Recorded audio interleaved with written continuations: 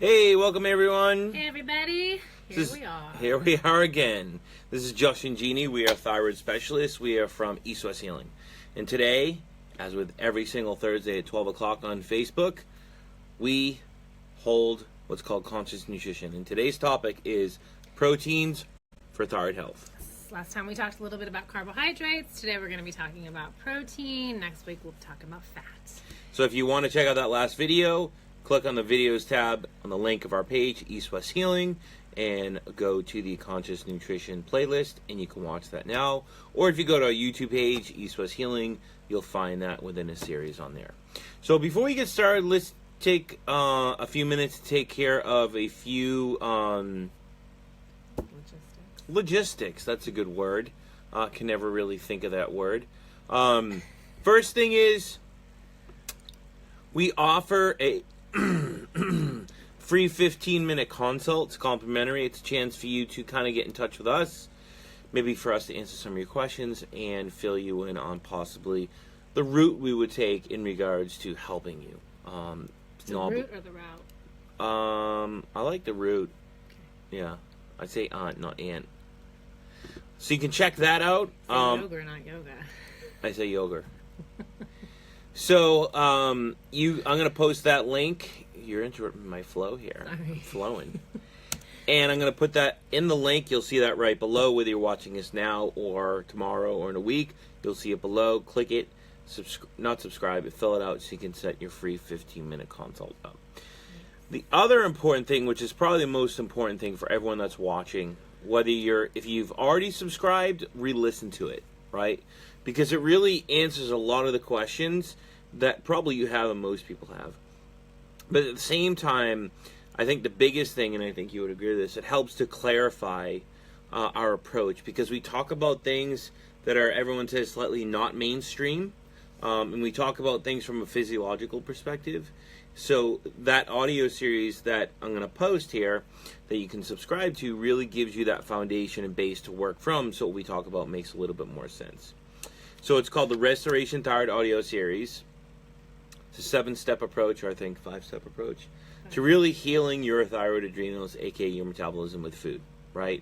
So you're going to get a lot of different audios. You can listen to that. It's a great base and foundation for our work. So definitely click on that link, Restoration Thyroid Audio Series, and subscribe now. Especially since we have a lot of new followers. You guys, there's a lot of new people here, and we love that you're here, and thank you for joining us, and we hope you're really thriving and getting something out of this. I think you are, because you're here, and we've spoken to a couple of you, so welcome. Yeah. Welcome. Yeah, welcome. You know, so let's just dive into it. You know, we get a lot of questions about protein because people think that our approach is high carb. So we wanted to first off let people know that we're not high carb. We recommend carbs, the right types, because of how it works for our body and what our body needs to produce energy to be in a healing state, right? Among other things. But it's not that we don't recommend proteins, but we're very specific with the types of proteins. And of course, we're going to give you a generalized overview. It gets much more specific when we're working with people one-on-one. I think one of the biggest things for us is that we don't omit or any one macronutrient. It's about finding the balance, and there is a perfect balance a specific balance is required, again, when our attention is on blood sugar regulation. And again, where those sources come from have a lot to do with where you are physiologically and the choices that you're making. So really what we want to go over is talk about, you know, the issue that I see with most people is, it's not just we're making this up, it's initially when we work with people, we want to get a baseline. We do a health history, we look at logs. And one of the most important things that I see is most people are not getting enough protein, and some people are getting too much protein, right? And when we look at that physiologically, and I guess some people we could say are getting the wrong types of proteins. You know, when we don't get enough protein, this is physiologically and metabolically damaging, right? Because we don't have these proteins for repair and regeneration. We don't have these proteins to help the liver, you know, function and to support the liver with detoxification. The production of hormones, etc. So in a sense, we're pushing our body through not getting enough protein into this kind of anti-metabolic state. When we get too much protein, it's kind of the same thing, but we're overloading the system. And most people will putrefy these proteins. They don't use a lot of the excessive proteins they're taking in. And it can be a huge burden to the gut and the liver, gallbladder system, hepatobiliary system, right? And in a sense, as we've always said before, like if you don't get enough protein, you get too much protein, it's pretty much estrogenic because of the amino acid sequences that are in the protein, which we'll talk about today. So it's about finding that balance, and that's what we like to teach with people. Did you have something to add to that? Or? I don't think so. Well, I think, what did I want to add to that? We're talking about too little. Again, Josh was saying your amino acids are all of your building blocks. It's all of your infrastructure. It's your enzymes. It's your hormones. So here we have people who are wanting to regulate hormones, who are not producing enzymes, who are breaking down tissue, so on and so forth. So again, just kind of piggybacking on what he said, that's why it's so important to be aware of how much you're taking in. And then again, we'll kind of talk a little bit about how we can get to that place of optimal protein intake. Right. I think with thyroid function, your thyroid requires at least 70 to 100 grams of protein to function optimally on a daily basis. Right, because you use some of those proteins to produce enzymes and thyroid hormones. Now, we're not saying that's what you should be taking in. Just don't run away with that, right? Yeah. And I think the biggest thing is this. Most people say, it goes along with, like, I feel like I'm eating a lot, right? I feel like I eat a lot of protein. Because there is a large group of people that don't like proteins. And that's why we have people log their food, so they really they can connect how they feel with what's really going on. And I would say probably 90% of the time, when I look at a baseline of most women, they're under-eating protein dramatically. I see this constantly. Men, I would say it's 50-50. I get under, and I get a lot of men that are just way over what they need based on their daily demands, right? And we're not saying protein's bad, but we're saying we need to find that balance based on who we are as an individual. Yeah, that's a big step that we're taking in this process, and it's what differentiates how we're approaching using food to heal, is we have to meet the body where it is. If somebody is in a significantly compromised state, over-consuming protein, like Josh says, is going to be a burden. So it really is about building back up based on where you're at. And we're going to talk about proteins, but I think when it comes to proteins, we have to think about, like, where our proteins are coming from, because not all proteins are the same, right? We have to think about, whether they're inflammatory or non-inflammatory, what these proteins are being fed. Are they being fed non-GMO? Are they being fed non-GMO grains? Are they being fed grains or GMO grains? Or I had a client tell me this, and I didn't believe it until I looked into it. It's pretty disturbing. But within the feed industry, or the is that the right word for it? The cattle farming. No, the chicken industry, but like the factories that just like take the chicken from the farmers. When they get roosters, they're no use. So what they do is they grind them up and feed them to the chickens. It's pretty disturbing. So you want to make sure, and this is why we've always promoted this, that it takes life to give life, right? And you can't make chicken salad out of chicken shit. So you want to make sure that you're getting good, high-quality proteins, right? Especially we're in this very, chaotic, non-metabolic state. We want to support our body with foods that are exactly what they're meant to be, right? They have those amino acids. They don't have any extra, unnecessary things in them. So we want to make sure we're getting these foods that are not being fed grains, or at least non-GMO grains. They're being grass-fed, they're being insect-fed, et cetera, et cetera, et cetera. Yeah. So we know, and just to touch on that, we know proteins can be very expensive. So, and especially organic, free-range, grass-fed, so on and so forth. So obviously, if you can spend your money in any one place, that's definitely going to be the place you want to do it. And at the very least, antibiotic, hormone-free. Again, you have to meet your financial abilities the best that you can and let go of the rest. Right. But I think avoiding any type of commercial, conventionally raised meat is highly recommended. Yeah. At all costs. And I think it's important to go slow. And I'm only saying this from personal experience of working with clients, because what I see is most people, from being anti-metabolic or hypometabolic or hypothyroid or having digestive issues, when they see how much protein they're taking, and let's say they log it and they go, oh my God, I'm getting 60 grams a day. and they thought they were eating a lot. But they go from like 60 to 120 overnight. Most of the time, people don't have the ability to break down all that protein because their body is in a stress state. It's in a fight or flight state, right? That sympathetic nervous system is on overdrive. So until you really use food or even lifestyle principles of breathing to regulate your autonomic nervous system to a certain degree throughout your healing journey, you want to go slow with adding in that protein to make sure that you're not putrefying it. Because a lot of people will say, well, I can't eat a lot because I get gas, I get bloating, I get diarrhea, I get fullness, skin issues, etc.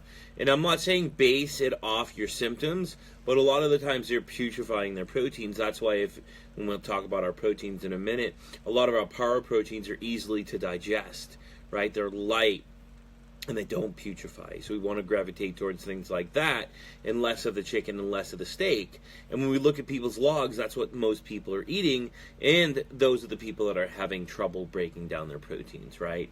So as a mentor, one of my mentors used to say, and I've said this a million times, it's really simple. When you have a client and they're having issues, you just do the opposite of what they're doing to get results. And that's kind of true, right, if you think about it. So let's talk about in anti-inflammatory versus pro-inflammatory proteins. Let's talk about the good first, right? Let's talk about the good proteins and why we like them because of what they do to the system, right?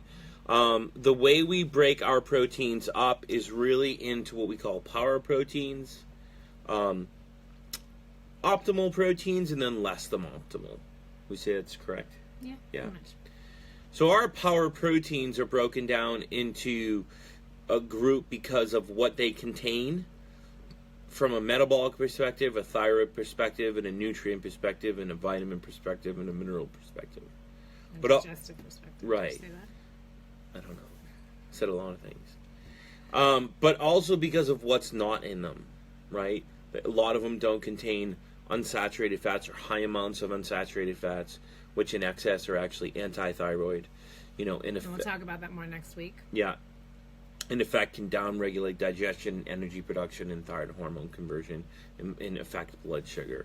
But also because of them containing, or they don't contain certain amino acids that are in meats like tryptophan and cysteine, which in excess can be inflammatory, which we'll talk about. So these proteins are pretty much broth, homemade bone broth, right? And for me, I mean, we could talk about this a little bit in general, but a lot of clients will buy bone broth. They'll buy it in a box. They'll buy it frozen. I am definitely, with my clients, more in the arena of I want you to make it, right? And the reason is we have more control over it, right? We have more control of the water. We have more control over the ingredients. We have more control of the quality of the bones. And we have more control over how long we cook it. And at the same time, we have more control over how long it's been cooked since you get it, right? And this goes into the category of, like, people going crazy with this whole oxalate and inflammation and the oxalate diet. Broth is not high in oxalates, right? But when it's cooked and it sits for a long period of time, right, it actually can, quote-unquote, for some people with severe GI issues, cause, inflammation. Well, not cause inflammation, but you hear of some people saying, well, broth doesn't work for me, right? And that's why I want people to make it, because usually within that week, you're going to drink it all. And that's the most important thing for me with people, is to utilize it as soon and as quick as possible. So I feel like we have more control. On the realm of chicken broth, what are your thoughts on chicken broth? I think it's a good option for people. I know some people have a preference in taste, and if chicken broth is something you can do, go get yourself an organic chicken. It's an opportunity to use the extra meat if you wanted to. What I do recommend my clients do is to strain the extra fat or remove the extra fat and substitute it with a ghee, a butter, a coconut oil, whatever your preferred fat is, just to help balance the unsaturated fats or to create some opposition in the effects of those unsaturated fats. Another recommendation for people who are finding sensitivities to the glutamate in the bone broth because of the length of time it's cooked is you can try cooking it for less time. You probably are not going to get that collagen, that gelatinous texture that we're looking for. That's or really even some taste. The nutrition in it. But I think that a meat broth. You can do a meat broth where there's oxtail. there's meat on the bone, which is a lot more gentle for the system to begin to acclimate more to those minerals and those resources coming in. So that would be one option for people who are finding it difficult, is to use some meat stock or meaty bones in your broth, and then over time you shouldn't have that degree of sensitivity. Right. And that, will cook. If you're doing chicken and poultry, 2 to 3 hours. If you're doing some, again, more muscle red meat, you can do the longer period of time, maybe 4 to 8 hours. And my rule of thumb for people, because I don't like people to overthink things, and I think our society is doing that when it comes to health, right? Well, I just read an article about gelatin containing endotoxin, right? So we read all these things and we start going crazy and our minds start spinning, and next thing you know, gelatin is bad for us, right? So this is my rule of thumb with broth with clients. Make broth, buy bones, and eat it. Let's see how your body reacts. Of course, never by itself. You need a carb with it. That's one of our rules. But let's see how your body feels. Let's see how your body reacts. Not one time. We need to see patterns, right? Because from there, we can figure out, do we need to say, okay, well, you handle it fine. If you want to cook it longer, go for it. You want to get more flavor, get more gelatin. Usually what I see, not all the time, but people with like IBS, Crohn's, digestive issues, right? Or even being less metabolic, they have to cook a little bit less, right? And they can handle it better. Does it taste like dishwater sometimes? Sometimes. But sometimes it's a part of healing. And as you heal more and more, you'll be able to cook it longer and longer and longer. But I also just want to say, if you are doing the meat broth, it can help because you're getting a little bit more flavor, so it can be a little bit more enjoyable. It's just another option for people. Lots of different ways you can approach it depending on the person. And then when it comes to the gelatin, we are fans of gelatin, of course, but we're only fans of Great Lake Gelatin for many reasons. They were one of the first on the scenes. They're a small family-owned business. They're the most affordable. They're organic, kosher, grass-fed, etc. And it's a gelatin, right? It's not a collagen. And what we're seeing in the industry is, back in the day, there was no one else. Now there's all these different companies. Some high-level companies, some low-level companies. Everyone's a piece in the game. And the problem is we're getting some companies that are using hides of cows, hides of pigs, etc. to make this collagen and not gelatin, right? And it's very different in my eyes. And a lot of people are concerned about this. And I have one simple solution to really eliminate the concern. Just go with Great Lakes Gelatin. And you don't have to worry about any other uses, because their gelatin is a dehydrated broth, right? So it's going to be much more easy on the system. Now, there are some people that I have worked with that struggle with gelatin. Now, of course, we always want to make sure we're using the green bottle and not the orange. The hydrolyzed. Yeah, the hydrolyzed versus the non-hydrolyzed, which is the orange, because it dissolves easier. But at the same time, what I usually see when people are having issues with it is two things. They are using it too much, right? So when you look at the whole day, 100%, they're getting 50, 60, 70% of their protein from gelatin, right? That's what we don't want, right? We want to make sure we're getting at the maximum, maybe 20%. Maximum 20% from gelatin. And the second thing is they use it too much, too fast. And they don't let their body adapt to it coming into the system. I would say you probably have more people that have issues with it, and I've probably had like maybe 2 people in like 15 years that have issues with it. But I think, just kind of going back to what Josh was saying, it's really important the where it's coming from. There are a lot of different products on the market right now, and I've read the ingredients in several of them, and they're pretty much crap. So you definitely, the quality, Vital Proteins has some good options. Great Lakes, we've been using, we recommend it because we've literally been using it for over a decade. I was introduced to Great Lakes Gelatin when I started doing the... 2007 or 2006. No, it was 2004 when I took golf biomechanic at the Czech Institute. Okay, so that's when I was introduced to it. And it's just, it's been using it a long time, and I still use a lot. We go through like a can every week and a half, so we use it. The baby uses it, we use it, everybody uses it. So. Yeah. Yep. So moving right along, another power protein that we recommend would be eggs. Now, I know there's a lot of different type of eggs, so we have to clarify. Of course, there's eggs that are inexpensive. They're grain-fed. They're GMO grains. They're getting fed soy, and God knows what else, right? And sometimes that's all people can afford, right? So if you're using those eggs, we want to recommend that You eat less. you eat less, maybe 1 to 2 a day maximum. If you're getting natural eggs, I would say maybe 2 or 3. But if you're getting insect, fed, free range, etc., whatever, then for me personally, I don't care if you're on the 4 or the 5 per day. So it's a great source of protein and a great source of saturated fat for our system, right? Which of course can help with steroidal hormone production, which is our stress hormones. So I'm definitely a fan of eggs. I'm just not a fan of people overutilizing eggs, and I find that's probably the biggest thing. I thought you were going to say something. No, I just want to say we are a fan. These are great proteins, guys, but come on, they don't work for everybody. And we're going to talk about dairy as well. Even just because we say it's, a great protein source doesn't mean that it's going to work for you. So please take this as information and utilize it in the way that best suits you. And when we talk about these foods, we're talking about because of what's in them, right? The broth and the gelatin, because of the glycine that's in them to help with blood sugar and detoxification, all the different minerals, etc. We talk about eggs, we're talking about vitamin A, vitamin B, vitamin D. So we're using these for specific things, right? Vitamin A is anti-estrogenic and pro-thyroid and pro-progesterone. I don't think there's a lot that we do with food that doesn't serve a complete metabolic purpose. and intention, right? What we're trying to reach. Right. Yeah. Another power protein for us would be dairy. And this is huge because, and we don't push it. Let's just say that. We don't push it, meaning if someone can't handle it, they're afraid of it, they're intolerant to it, we don't utilize it. That's it. Same thing is true for eggs. That's Somebody fine. doesn't work, it doesn't work. Right. But the bottom line is it's a very pro-metabolic food because of the vitamins that are in it, and it has a very pro-progesterone and pro-thyroid qualities because of what's in dairy. Now, a lot of the times, people can't handle dairy. And we've talked about this immensely on social media. We have specific enzymes in our small intestine, one of being lactase that we release to break down lactose. So when we're in a deficient state, metabolic state, deficient hormonal state, and we're not able to break down our food, and our digestive system's not working appropriately, we can't release the specific enzymes to break down dairy, right? So then we become intolerant.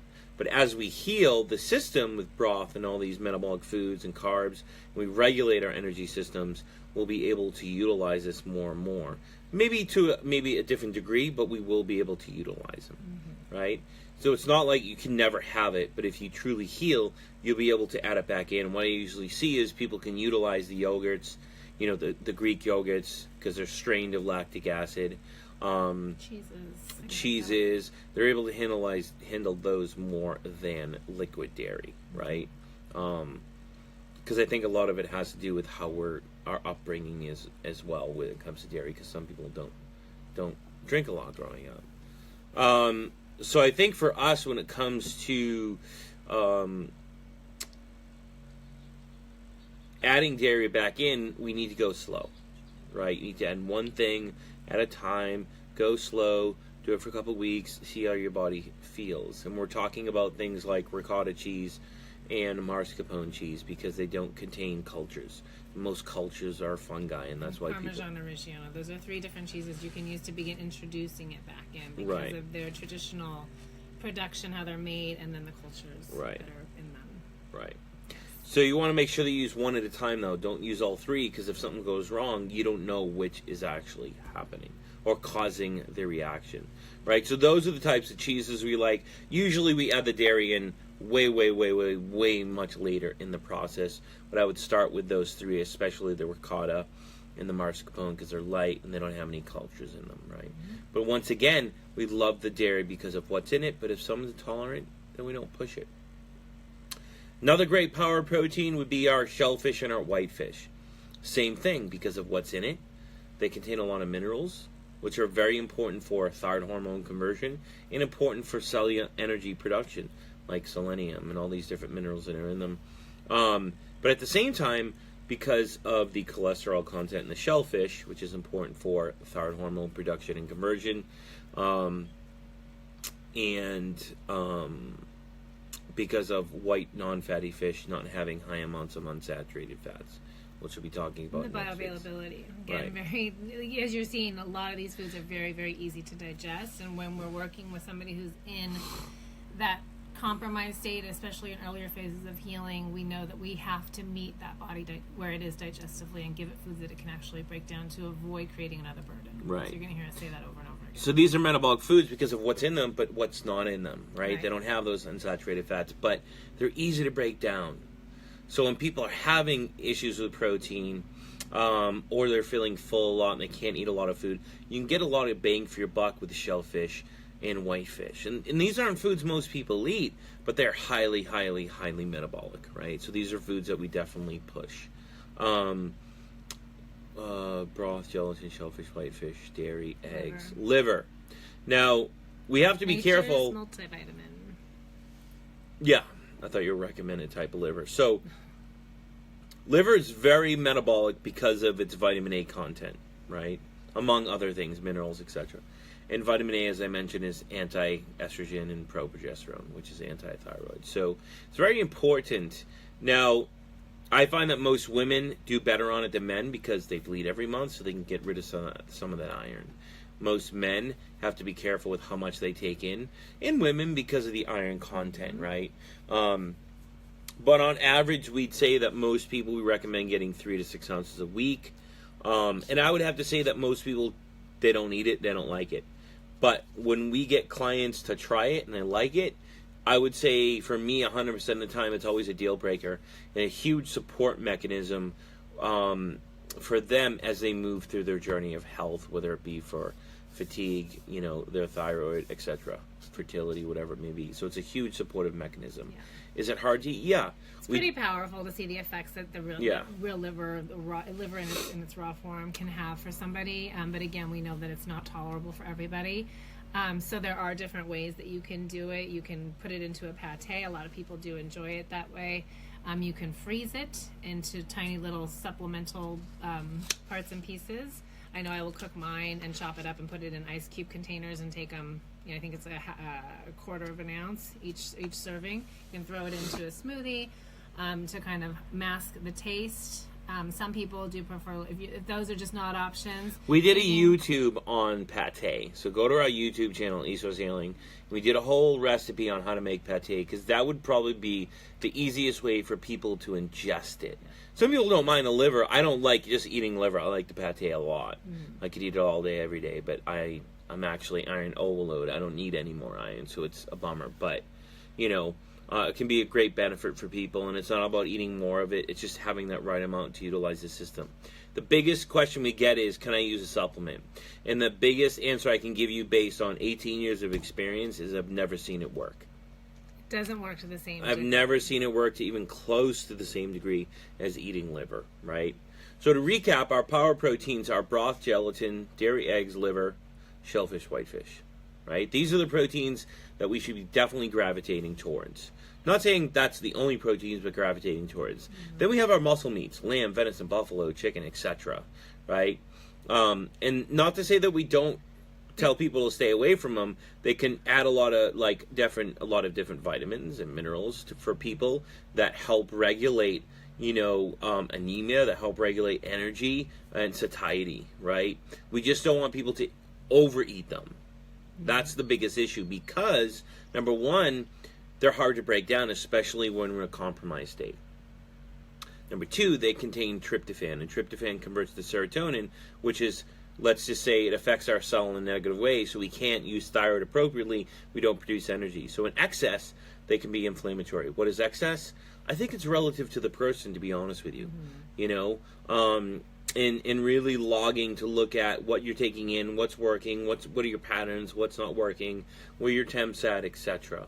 I have some people that do very well on utilizing them, eating them every day, but they're also getting way more of the power proteins, We do recommend if you are going to be consuming muscle meat that adding collagen or having it alongside bone broth will help create more balance in those amino acids and reduce that inflammatory potential. So that's definitely something we recommend.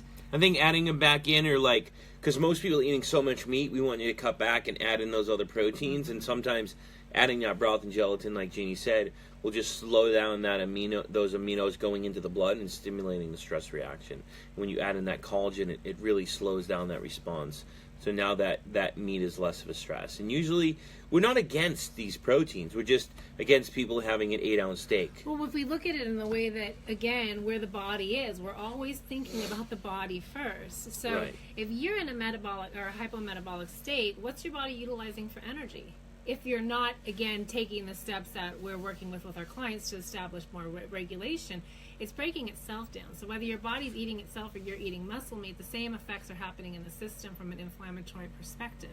So when you think about that, you're already there. Your body's already in that inflammation. Why are we going to perpetuate it with the foods that you're eating, right? It's about finding that balance and down or mitigating that inflammatory response by just kind of manipulating your food in a sense. Now, another part of meat is ground meat. This is a catch-22 because are they good? Yeah. Do we love ground lamb burgers? Sure. The problem is ground meat, the time you get it, between the time it's ground, it produces more lactic acid. Lactic acid, and this is why we like Greek yogurt over regular yogurt. Lactic acid is a metabolic burden to our system in excess because our body tries to use it as an energy source, and it uses stored glycogen to try to convert it to energy. The problem is a lot of people don't have stored energy or glycogen to do that, so it becomes a huge metabolic drainer in excess. So this is why when people have ground meats, we always recommend, of course, from a clean source, but mixing in the collagen to it, right? And now we're making it less of an inflammatory protein or less of a metabolic burden, and you'll see a lot of people get much result from doing that. So you can utilize it in that way. Other muscle meats, of course, we're talking about, chicken. Any kind of poultry. Poultry. Mm-hmm. I would say, if someone says, yeah, I raise my chickens or insect fed, go for it. I don't really care. But nowadays, they're not like that. So usually what we recommend is when people utilize them, they cook them in coconut oil, like a saturated fat, to increase the saturated to unsaturated fat content. And I think that's the biggest thing for people. You can coat it in coconut oil, you can coat it in butter, you can grill it however way you want to do it. But at the same time, if you can't, don't worry. Just don't overeat it. Don't just have chicken be your only source of protein, because it's only going to give you so much nutrition. It's going to be limiting. It's going to be limiting only because of the industry, right? And because of what these animals are being fed. That's really the biggest thing. But like I said, if you I raise my chickens or insects fed or I get them from a butcher or whatever, then go for it. Utilize it because it can be a great addition, of course, not only to satiety, but to thyroid health. And of course, all these things are being eaten with a carb, like we talked about last week. What are some other proteins maybe that we missed? I think we pretty much hit them all. Yeah. We got them all. So I think everybody kind of maybe wants to know how much protein they should be eating. And again, this is going to be different to the person, their age, their healing, where they are in their healing process, their activity levels. I mean, there's so many variables that need to be considered, but I think the first step would be to figure out how much you're actually doing. Right, is that baseline. So This is what I told a client the other day. Most philosophies give you your macros, and they fine-tune from that point, right? And to me, that's working backwards, right? Because they're not really taking you into consideration. All they're taking into consideration is your height and your weight or where you want to get to, right? So they work backwards. It's a very bottom-down approach. We work from the bottom up. So what we're doing is, through getting a baseline and looking at people's grams, you get 60 grams of protein and 100 grams of carbs and 150 grams of fat or whatever. We work on fine-tuning that over time in a bunch of consults, and we look at patterns to end up finding the macros that your body needs based on how you feel, your temps and pulse, your patterns, etc., on a daily basis, right? So we're really individualizing it that way. So it's hard for us to tell people exactly an amount, but start with a baseline, see where you're at, titrate slowly. And I would just say this, that a lot of people think they need 1 gram of protein per body weight. That would be like an athlete. That would be your optimal, athlete, working out, constant, yes. But I can tell you this, that no one should be getting under, and this is the low end, 90 to 100 grams of protein a day. Oh we just said 70 to 100. Okay. I like to have my women no lower than 90 and my men no lower than 100. But sorry. Yeah, it's okay. If you're doing 60, don't jump to 90. Don't jump to 90. I'm gonna say that. I know you might have already heard it, but I'm going to say it again. So we don't like to give those types of ranges because everyone just bolts out and runs with it. So again, take that. Your first step is to figure out what you're taking in right now on the average. I would do a couple days worth and average that out, and then start to make steps from there. And I think another important thing when you get further ahead, I know I'm jumping ahead, and maybe I shouldn't even say this, but since we talked about carbs and protein, we'll talk about fat next week. One of our rules is when our clients log is making sure that the carb grams at the end of a meal, not at the end of the day because it'll end up, but at the end of a meal are greater than the protein grams. The protein grams are greater than fat, right? But so what we see with most people is their protein grams are higher than the carb, right? But this is way down the line, but it's just something to think about when you look at your baseline to see maybe not only how far you're off, but where you need to go in your journey and what you kind of look forward to along the way and the balance you're going to create. Like a client I was talking to this morning, when we did grams, he was just focusing so much on what he was getting at the end of the day, but he was getting a lot of calories, like too many in my opinion. And he was always hungry, he was waking up hungry. But once we started balancing his meals throughout the day, guess what happened? He's getting 100 grams less calories, or 100 less calories, and he was actually feeling more satiety throughout the day. He was sleeping better. Why? Because we created more balance throughout the day. So that's also an important part of our process that we teach people. So it's not just eat protein and you're going to heal. It's a huge part of the process. So we've gone a little bit over, but that's okay. We wanted to open up for a couple questions. If you have any questions. You guys are really quiet today. Yeah, that's okay. There was a couple questions, I think. Oh my God. Where did you find that, Gregory? Katie Wigan said such good info. Hi, Katie. Gregory Taper says, yep, I was going to wear that, but... How did he even get that? Instagram. I didn't even see that. Thank you. And then Fabio says, you guys are awesome. Thank you so much. We appreciate Yeah, we appreciate things like that, guys. If you have any other questions while watching this, or since we're almost done on the watch back, or whatever you call that, post them below. We'd love to answer your questions. I know this is 30 minutes and it's kind of short and but we just want to give you the basics. We don't want to get super technical.